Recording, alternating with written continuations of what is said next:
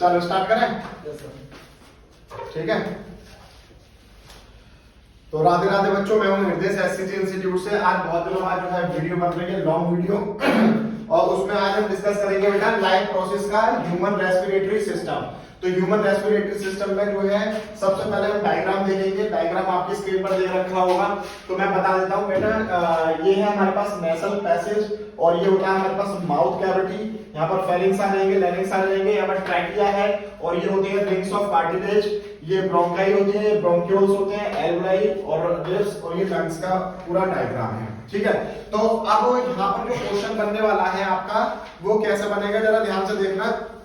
देखो बेटा कि जैसे हम सांस लेते हैं, पहले तो आप बिल्कुल इसको डिटेल में समझने की कोशिश करो कि जैसे हम सांस लेते हैं तो मैंने ऑक्सीजन दी।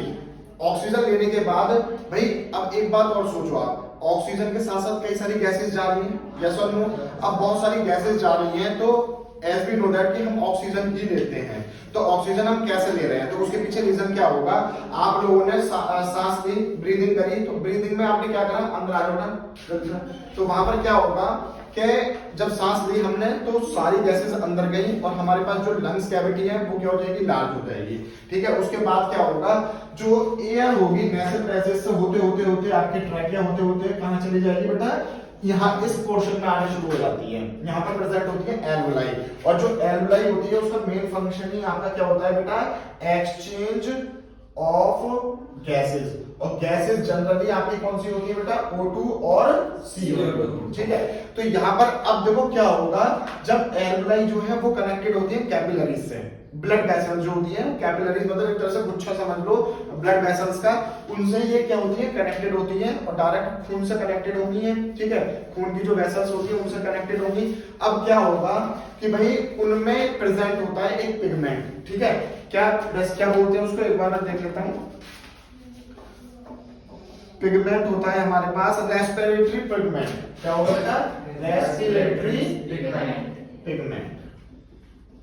तो रेस्पिरेटरी पिगमेंट के नाम से पूछा जा सकता है आपसे कि रेस्पिरेटरी पिगमेंट क्या होता है, तो वो होता है हमारा बेटा हीमोग्लोबिन। ठीक है, क्या होगा, हीमोग्लोबिन।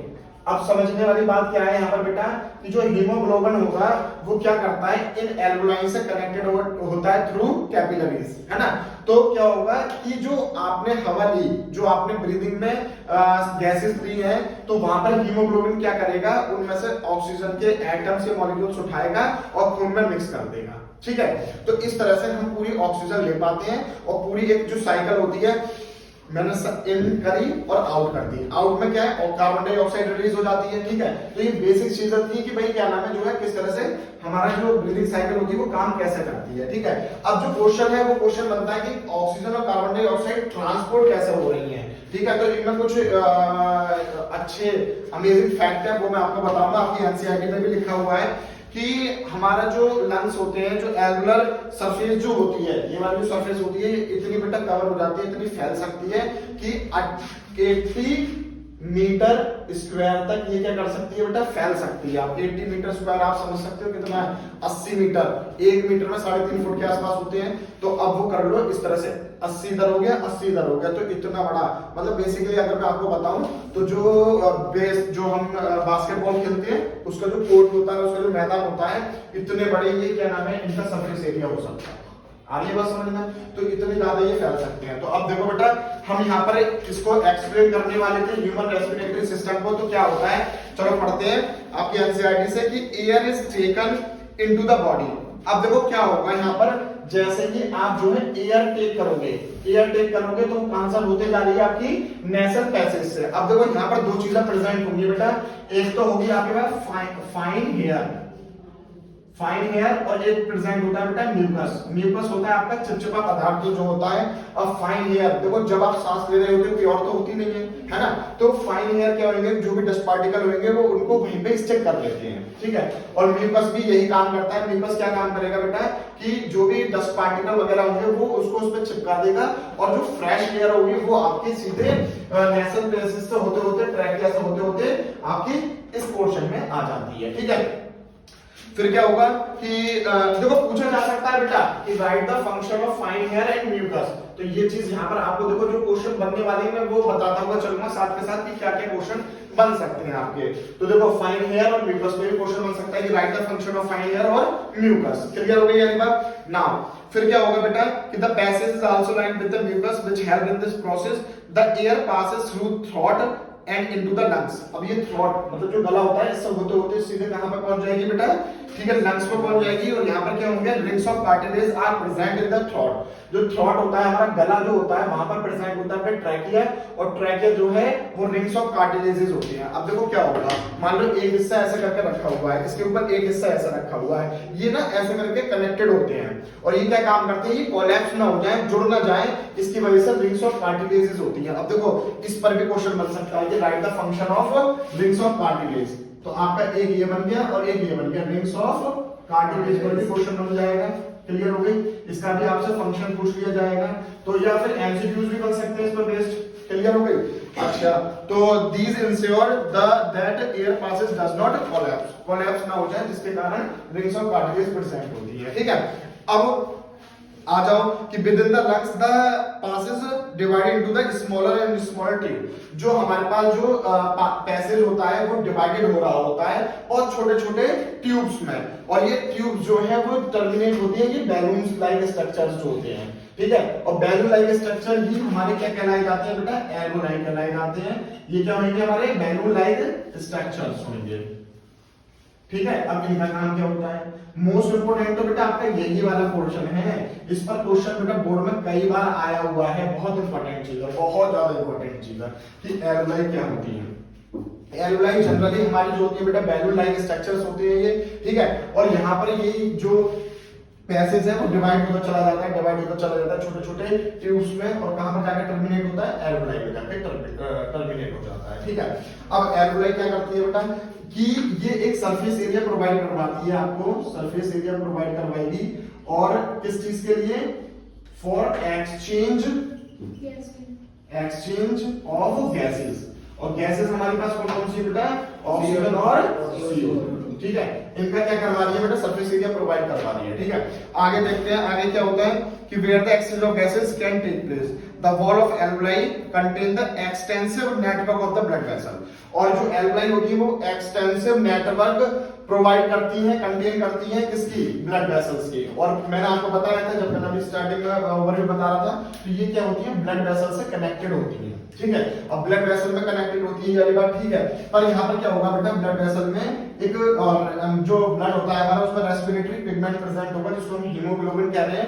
ये क्या करेगा बेटा, जैसे मान लो ये ऊपर वाला पोर्शन है हमारा, है ना, ये ना, यहाँ पर क्या है, एयर आई, और एयर आने के बाद क्या होगा, ये जब इधर आ जाएगी बेटा तो क्या होगा, यहाँ पर एयर प्रेजेंट है, तो एयर में से ये कनेक्टेड है किससे, कैपिलरी से, ब्लड वेसल से कनेक्टेड है। तो यहाँ पर वो क्या करेंगे, ऑक्सीजन के मॉलिक्यूल्स को ले लेंगे, ऑक्सीजन के मॉलिक्यूल्स को लेके क्या कर देंगे बेटा, ब्लड में डाल देंगे, मिला देंगे, और ब्लड में से जो हमारे पास कार्बन डाइऑक्साइड आई है वो क्या करेगी, ऊपर दे देगी, और ऊपर से हम ब्रीदिंग साइकिल से आउट कर देते हैं। ठीक है, तो ये पूरा रेस्पिरेटरी सिस्टम है। और डिटेल में पढ़ने की कोशिश करते हैं बेटा कि when we breathe in we lift our ribs and flatten our diaphragm. अब देखो क्या होता है हमारे यहाँ पर कि एक डायफ्राम प्रेजेंट होता है जब हम, क्या नाम है जो है बेटा, we lift our ribs and flatten our, जब हम सांस ली हमने। ठीक है, जो नॉर्मल होगा डायफ्राम वो इस तरह से प्रेजेंट होता है कर्व में। ठीक है, कर्व में प्रेजेंट होगा, जब आप सांस लोगे तो ये फूलने लग जाएंगे, ये जो कैविटी है ये बढ़ जाएगी और ये इस तरह से बिल्कुल फ्लैट हो जाता है हमारा डायफ्राम जो होता है। ठीक है, जब हम सांस ले रहे होते हैं, जब हम आउट करेंगे फिर से ये अपनी पोजीशन में आ जाएगा। क्लियर हो रही है। ठीक है, फिर क्या होगा कि and the chest cavity become larger as the result. जो चेस्ट कैविटी है वो लार्जर हो जाएगी, because of this air is sucked into the lung. जो एयर है वो सक कर ली गई है, ठीक है, सोख ली गई है लंग्स के अंदर, and fill the expanded alveoli. और ये एल्वेओलाई जो गुब्बारे टाइप में थे हमारे बैलून लाइक स्ट्रक्चर जो थे वो क्या हो जाएंगे, एक्सपेंड हो जाएंगे, फैलना शुरू हो जाएंगे। उसके बाद क्या होगा, the blood brings carbon dioxide from the rest of the body. जो ब्लड है हमारा, अब यहाँ पर देखो बहुत सारी कैपिलरीज आ रही होंगी और ये सारी कहां पर कनेक्टेड है, पूरी बॉडी से कनेक्टेड है, तो वो क्या है, कार्बन डाइऑक्साइड लेके आ रहे होंगे, है ना। अब क्या होगा उसके आगे कि carbon dioxide from the rest of the body for releasing into the alveoli, और वो जो सारी कैपिलरीज होंगी ना वो एरोलाई में रिलीज कर देंगी कार्बन डाइऑक्साइड को। मान लो ऐसे तो ये सारी बॉडी से ना कैपिलरीज आ रही है, यहाँ पर बहुत सारी कैपिलरीज है ना, और ये क्या करेंगी कार्बन डाइऑक्साइड को यहाँ पर क्या कर देती है रिलीज कर देंगी। क्लियर हो गई ये बात, छोड़ देंगी यहाँ पर। उसके बाद क्या होगा बेटा, and the oxygen in the alveolar जो alveolar air होगी is taken up by the blood into the alveolar blood vessel to be transported to the cell in the body।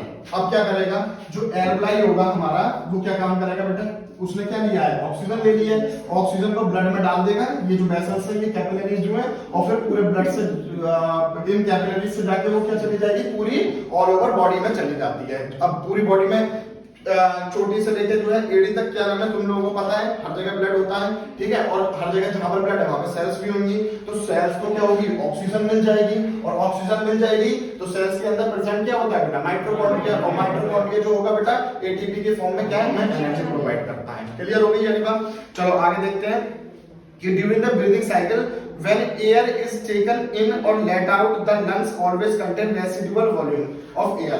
अब ये lungs जो होते हैं ना हमारे, इन पर क्या होता है residual volume प्रेजेंट होता है, इतना वॉल्यूम इनके पास होगा कि ये ऑक्सीजन को तो मिला दे नीचे इसमें कैपिलरीज में, और उसमें से क्या नाम है जो है CO2 को लेके जो है ऊपर की तरफ छोड़ दें तब हम आउट कर सकते हैं, ठीक है, इतना सरफेस एरिया प्रेजेंट होता है।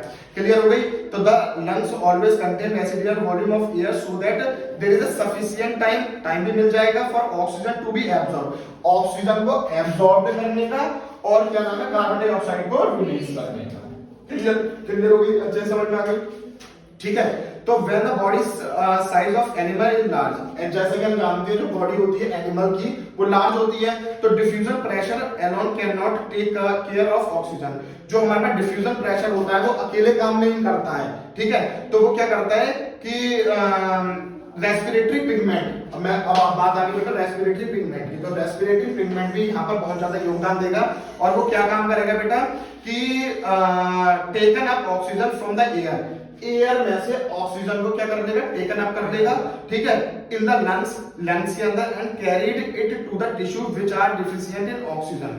अब जहां पर ऑक्सीजन की कमी होगी वहां पर ये ऑक्सीजन को पूरा कर देगा, ठीक है, फिर क्या होगा बिफोर रिलीजिंग इट, रिलीज होने से पहले।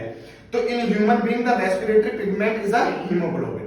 क्लियर हो गई, which has a very high affinity for the oxygen, उसके पास बहुत एफिनिटी होती है ऑक्सीजन के लिए, ठीक है। The this pigment is present in the RBC, और ये कहां पर प्रेजेंट होगा बेटा आरबीसी के अंदर। तो एक चीज और समझें, क्वेश्चन ये आ सकता है कि जो रेस्पिरेटरी पिगमेंट तुम लोगों से बेटा ये नहीं पूछा जाएगा कि मतलब सीधे बात करी जाती है हीमोग्लोबिन की, आपसे जो है सीधे सीधे पूछा जाएगा रेस्पिरेटरी जो पिगमेंट है वो कहां पर एग्जिस्ट करता है, कहां पर प्रेजेंट होता है, तो आरबीसी के अंदर होता है, ठीक है। आपसे डायरेक्ट नहीं पूछा जाएगा कि हीमोग्लोबिन कहां से पाया जाएगा, तो आपको इसका नाम याद रखना पड़ेगा कि हीमोग्लोबिन को ही हम रेस्पिरेटरी पिगमेंट बोलते हैं, ठीक है।